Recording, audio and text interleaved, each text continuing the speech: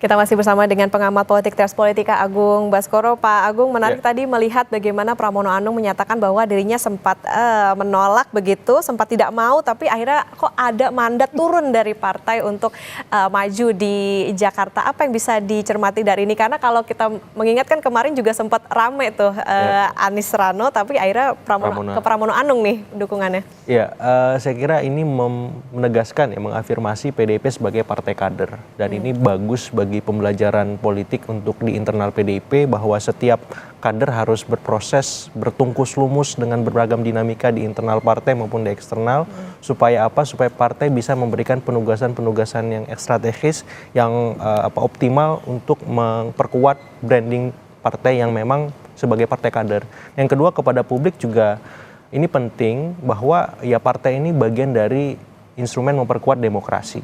Nah, siapapun yang ingin berkarir secara politik, ya otomatis harus berpartai.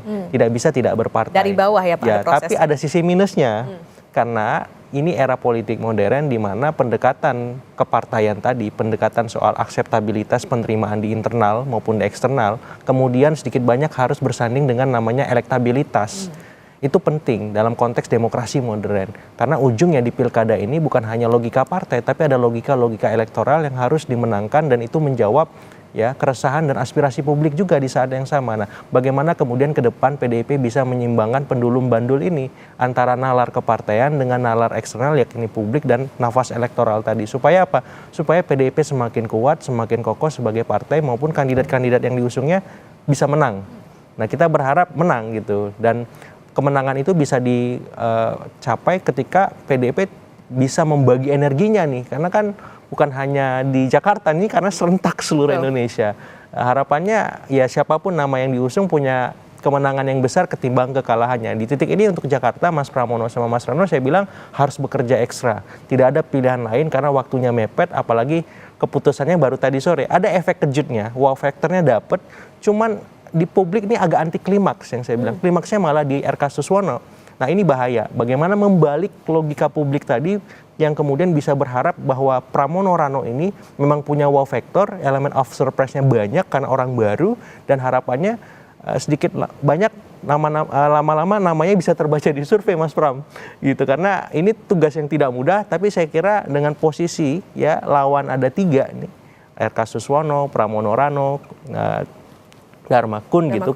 Jadi ada 3 pasang. Saya kira ini petanya terbuka karena petahananya tidak maju. Asumsikan per pagi ini Anies tidak maju, kemudian nama Ahok juga tidak ada gitu. Otomatis petanya terbuka, politiknya dinamis, sehingga siapapun berpotensi. Tinggal bagaimana masing-masing kandidat yang bertarung tadi bisa mengoptimalkan soal tadi personal brandingnya, programnya, isu-isu yang beredar, dan mesin-mesin kampanye politiknya seperti itu. Mengejutkan itu kata kuncinya, karena tiba-tiba kok jadi Pramono Rano. Terus kalau misalnya dilihat Pak Agung, ini kalau bicara soal elektabilitas tadi yang sempat disebut, sebetulnya kalau elektabilitas keduanya di Jakarta seperti apa sih? Atau justru Pak Agung sendiri melihatnya bahwa ini kok kayaknya kebalik, harusnya Rano yang jadi bakal calon gubernurnya, atau seperti apa? Karena memang secara rekam jejak Mas Rano ini punya pengalaman panjang sebagai kepala daerah. Eksperimentasi politiknya sudah panjang. Sementara Mas Pram itu lebih banyak berkiprah di level nasional. Apakah sebagai sekjen partai, apakah sebagai menteri sekretaris kabinet. Dan menurut saya itu butuh waktu. Nah, sementara di pilkada ini waktunya nggak banyak. Nah, kenapa kemudian opsi Rano Pramono itu lebih menarik ketimbang Pramono Rano? Nah, cuman saya nggak tahu pertimbangan internal di PDIP seperti apa ya. Mungkin karena loyalitas Mas Pram lebih lama ketimbang Mas Rano, itu juga jadi bagian penting. Dan soal chemistry juga, karena Mas Pram ini sekjennya Ibu Mega. Tadi kita dengar 27 tahun relasi beliau sama Ibu Mega, itu luar biasa saya kira. Hampir 3 dekade. Nah, sementara mungkin Mas Rano tidak sedekat itu dengan Ibu Mega. Jadi pertimbangannya akhirnya jatuh kepada Mas Pramono karena beliau membawa wajah partai ya di internal maupun di eksternal, dan sedikit banyak beliau juga bisa menjadi dalam tanda petik ya komunikator yang selama ini menjembatani antara kepentingan PDIP dengan istana, apakah Istana Merdeka ataupun Istana Hambalang. Nah, saya kira di belakang panggung itu ada banyak cerita yang beredar, tapi yang jelas Mas Pram lah yang paling tepat untuk Jakarta sementara ini, seperti itu. Oke, 2 bulan ada masa kampanye, kira-kira kalau dilihat cukup nggak sih ini untuk tadi membangun chemistry, kemudian juga turun ke masyarakat melihat apa sebetulnya problem masyarakat terutama di Jakarta? Ya, untuk konteks Jakarta saya kira masih bisa, masih mungkin ya, karena tadi ya kecepatan informasi, kecepatan timeline itu kan per detik ya Mbak Okta. Jadi saya juga kadang lengonya, wah ini kedipan mata udah berubah lagi nih timelinenya di Twitter, di X ya, di Instagram, di TikTok bahkan. Jadi saya kira itu yang bisa mengeksponensial kecepatan dari kampanyenya Pramono Rano supaya apa? Supaya bisa mengejar RK Suswono ini. Bagaimana kemudian tadi ya memastikan curug-curug pemilih yang selama ini menjadi basis PKS bisa beralih. Jakarta Timur, Jakarta kemudian Selatan, Jakarta Pusat, ya karena PDIP-nya sementara ini unggul di Jakarta Utara dan Jakarta Barat. Nah, jadi bagaimana memperluas ceruk itu supaya apa? Supaya kans menangnya Pramono Rano ini membesar, ya dan RK mendapat lawan yang sepadan bersama tadi ya Kundarma seperti itu, sehingga ini menjadi pertarungan yang menarik dan kompetitif. Dan harapannya ke depan memang saya ingin lebih substantif lagi dalam soal visi misi, gagasan dan seterusnya. Jangan sampai ada hal-hal yang kita hindari, soal-soal politik identitas, soal-soal primordialisme yang kemarin mengemuka di 2017. Jadi Mas Rano itu bertarung gagasan dengan RK dan Suswono soal Jakarta ke depan, bagaimana dengan Pak Kundarma, bagaimana mengatasi macet, bagaimana mengatasi banjir, bagaimana polusi bisa ditekan, bagaimana sampah nggak terlalu banyak gitu. Jadi hal-hal yang di depan mata yang selama ini menjadi masalah akut Jakarta sebagai daerah khusus Jakarta seperti itu. Jangan sampai narasinya kemana-mana nggak jelas sehingga publik akhirnya apolitis kan, akhirnya ada males deh gitu.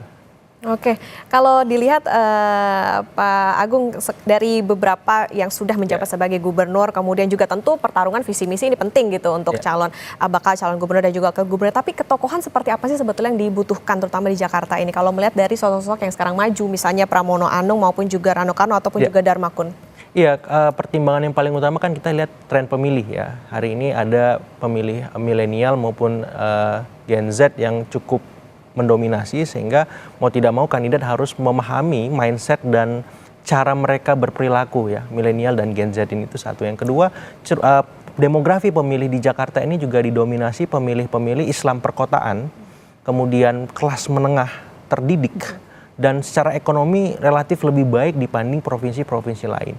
Nah, otomatis problem-problem yang mengemuka ya problem-problem yang dekat dan erat dengan soal-soal yang masyarakat Islam perkotaan ya, soal-soal keagamaan bisa direspon, bagaimana cara berperilaku agamisnya, kemudian soal-soal ekonomi, bagaimana sembako nggak mahal, lapangan kerja terbuka, kemudian soal-soal pendidikan, kesehatan yang bisa terjangkau dan bisa diakses.